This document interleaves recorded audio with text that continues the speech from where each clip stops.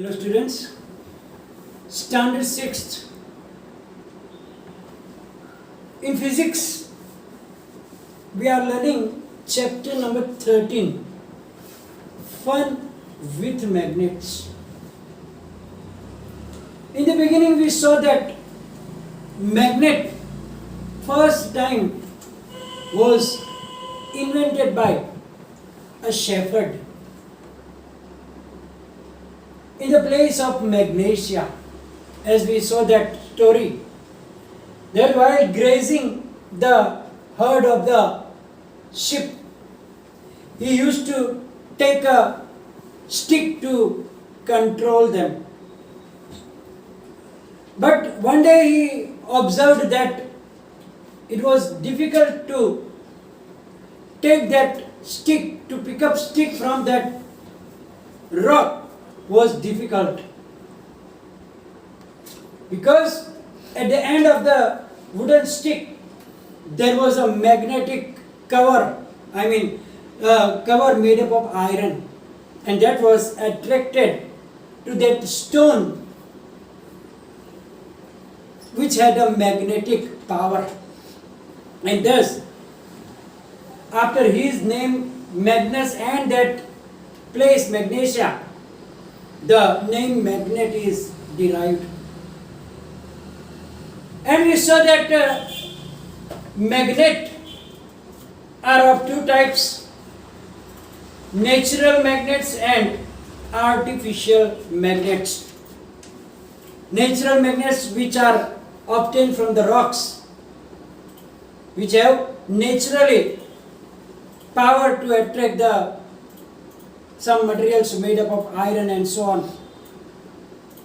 And the artificial magnets are the magnets which are made from the pieces of iron, and that different artificial or man-made magnets are of different size, different shapes, like a bar magnet, cylindrical magnet, magnetic needle, horseshoe magnet, a ball magnet, etc.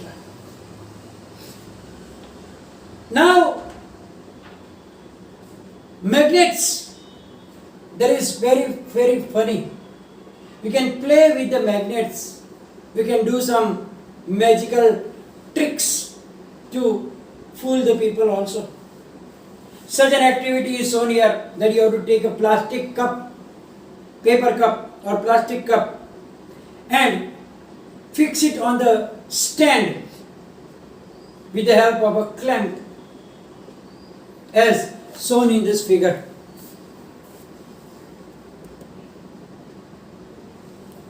You have to hang it, and inside that plastic or the paper cup place a magnet and put a piece of paper on it so nobody can see that magnet.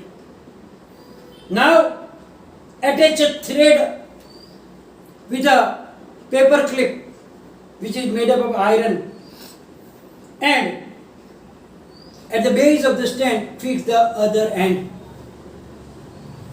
Then you will see that that piece of paper clip will be attracted towards the magnet, and therefore it will stand in air, just like the kite is in the air, like that. They are shown in the figure. You can see that at the bottom. The paper clip is tied with the thread, and the other end of the thread is tied with the base of the stand. Then you will say that due to magnet which is inside the paper cup, the paper clip will be attracted and it will stand like that. If you take the paper cup from the stand, the clip will fall down. As soon as you put that cup back, the paper clip will again stand in the air. So it is like a magical trick. You can fool the small children with it, because they are not aware about the magnets. But if you will show it to your elders, then they will say, that is the magnet. But those people who doesn't know about the magnet, like the small children, then you can fool them by saying that, look, I am doing a magical item. Now we have to learn about the magnetic materials and non-magnetic materials. Now the magnets cannot attract all type of materials. Means not all types of materials will be attracted by the magnet, towards the magnet. So according to that, the materials are divided as two parts: magnetic materials and non-magnetic materials. So what are magnetic materials? The materials which get attracted towards magnet are called the magnetic materials. And there are three magnetic materials. There is the iron, nickel and cobalt. So those items, those materials which are made either from iron, nickel or cobalt, that will be attracted towards the magnet. And therefore, they are known as magnetic materials. Iron, you know about iron, locant, but there are some other two metals are known as nickel and cobalt. They are also getting attracted towards the magnet. So, iron, nickel and cobalt, these are the magnetic materials. But the materials which are not attracted towards magnet, they are known as non-magnetic materials. For example, the paper, the cloth, the wood, glass, rubber. If you take the magnet towards it, they will not getting attracted towards the magnet. And therefore, those are known as non-magnetic materials. So except iron, nickel and cobalt, all materials are non-magnetic material. Plastic, rubber, glass, etc. They are non-magnetic material. Now we have to learn about the poles of a magnet. If you have a bar magnet, then go outside and rub it in the dust. If there is some iron particles there, iron fillings there, then they will stuck, they will get attracted toward the magnet and they will stuck on the surface of the magnet. Then watch it carefully that in which pattern they are sticking on the magnet. Take it off and rub it again and check every time, or take another magnet and check every time that at which place of the magnet more iron fillings will be attracted, and that are the two ends. So the ends of a magnet are called poles.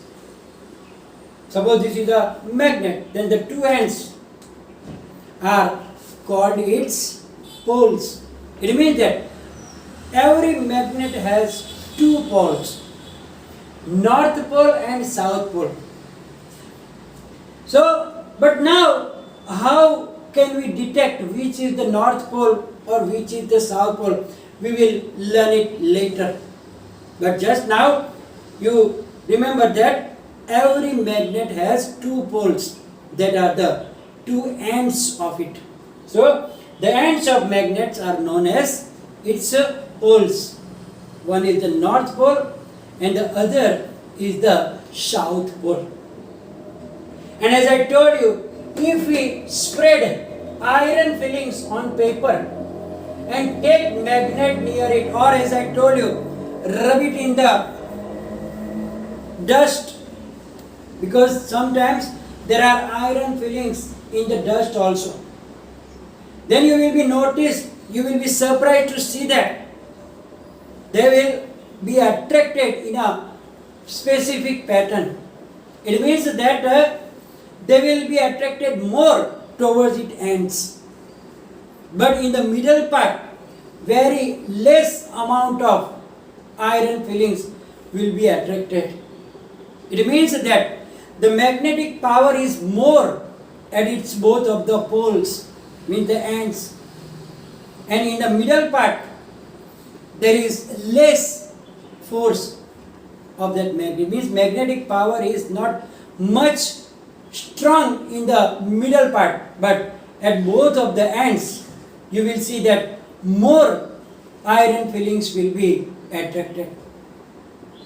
It means that both the poles are very strong to attract the magnetic materials, and those are known as its poles. Now, generally, the magnet are used for the understanding the directions. They are finding directions also. How? So now magnets are known from people from ancient times. Now some stories about the magnets is that one such a story tells about an emperor in China named Huang Ti. It is said that he had a chariot with a statue of lady.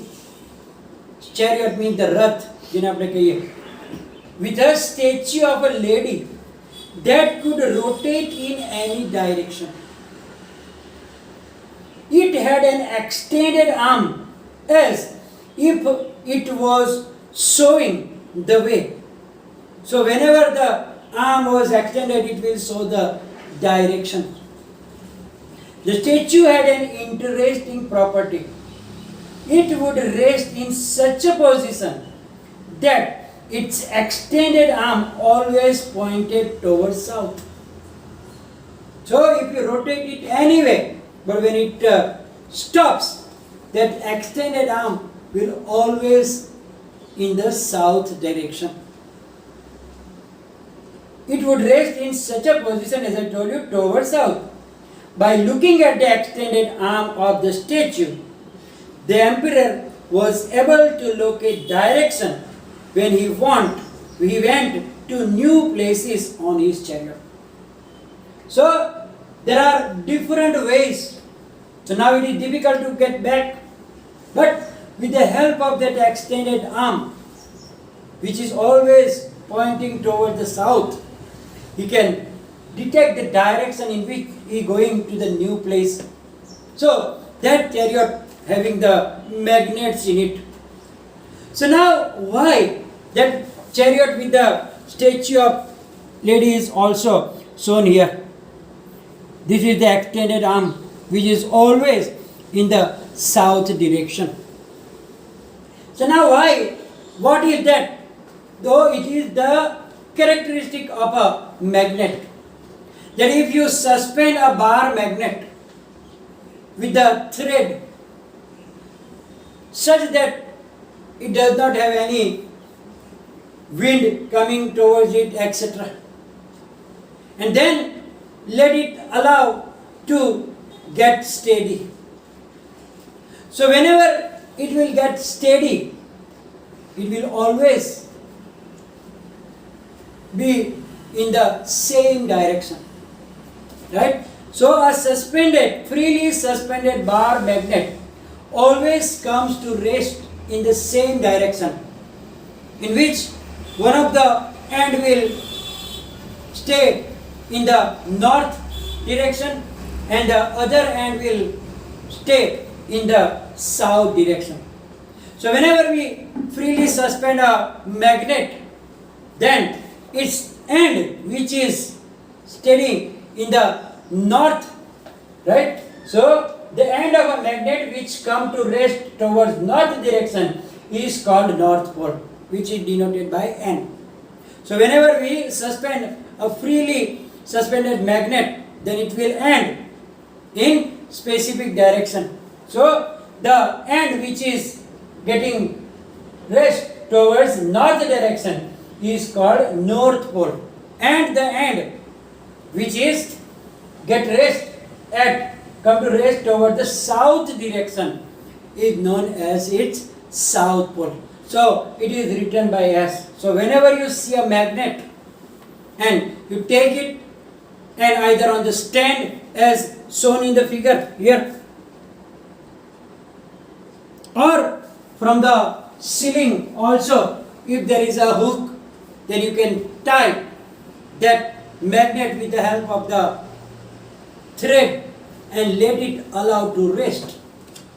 Then you will notice that when it stops, it will come to rest in the north-south direction only.